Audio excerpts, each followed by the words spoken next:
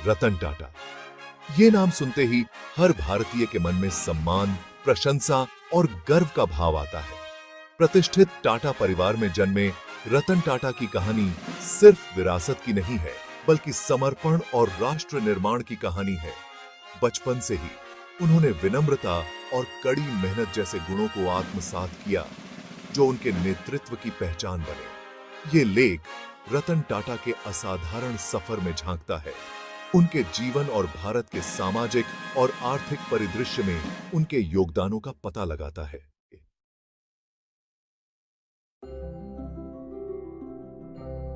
रतन novel Tata का जन्म 1937 में आजादी से पहले के भारत के उथल पुथल भरे माहौल में हुआ। अपने खानदान के रुताबे के बावजूद ऊना का बचपन बदलाव और अनानुकूलन से भरा रहा। जब वह सिर्फ 10 साल के थे, तब ऊना के माता पिता अलग हो गए और ऊना का पालन पोषण ऊना के भाई के साथ ऊना की दादी नवाजाबाई टाटा नाए किया, जो असीम शक्ति और करुणा से भारी हुई महिला थी। ऊना की शुरुआती शिक्षा मुंबई से न्यूयॉर्क तक हुई और आखिरकार उन्हें कॉर्नेल यूनिवर्सिटी ले गई, जहां उन्होंने आर्किटेक्चर में डिग्री हासिल की। इस विविध अनुभव ने ऊना में एक वैश्विक दृष्टिकोण पैदा किया, जबकि ऊना की स्थापत्य पृष्ठभूमि नए ऊना में विस्तार, हंड्रेडन शास्त्र और संरचनात्मक अखंडता के प्रति ऊना की दृष्टि को नखारा। ये ऐसे गुण थे जो बाद में ऊना के व्यावसायिक फैसलों में स्पष्ट रूप से दिखाई दिए। 1962 में कॉर्नेल से स्नातक करने के बाद रतन टाटा नाए अपनी मातृभूमि में योगदान देने की इच्छा से प्रेरित होकर भारत लौटने का फैसला किया।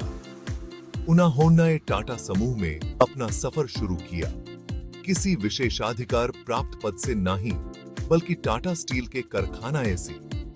यह अनुभव अमूल्य साबित हुआ, जिसने उन्हें जमीनी स्तर से व्यवसाय की पेचीदगियों को सिखाया और संगठन के भीतर प्रत्येक व्यक्ति के प्रति गहरा सम्मान पैदा किया।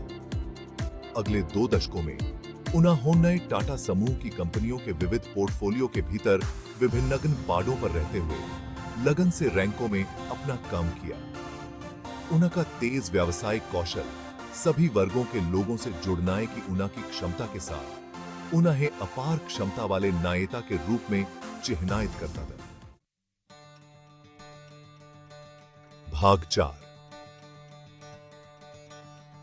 भारत के लिए एक दिल टाटा का परोपकारी विजन।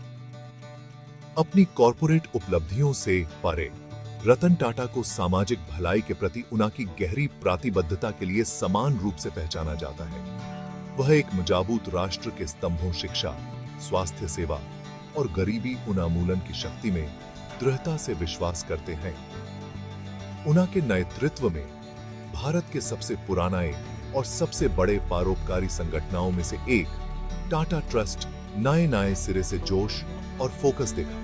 कैंसर अनुसंधान को बढ़ावा देने से लेकर ग्रामीण समुदायों को स्थायी आजीविका के साथ सशक्त बनाने तक टाटा ट्रस्ट नए उना के मार्गदर्शन में लाखों भारतीयों के जीवन को छुआ है।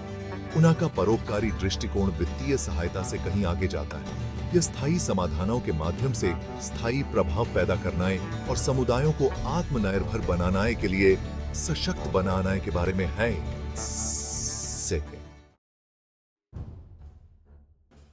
भाग 5। एक स्थायी विरासत, पीढ़ियों के लिए प्रेरणा। रतन टाटा का जीवन और कार्य दृष्टि सत्यनिष्ठा और करुणा की शक्ति का प्रमाण है। सच्चा नेतृत्व मुनाफा कमाने में नहीं, समाज का उत्थान करने में है। नैतिक व्यावसायिक प्रथाओं के प्रति उनकी प्रतिबद्धता ने उन्हें सम्मान दिलाया है। आइए उन मूल्यों को याद करें। विनम्रता, दृढ़ता और भारत की क्षमता में आस्था।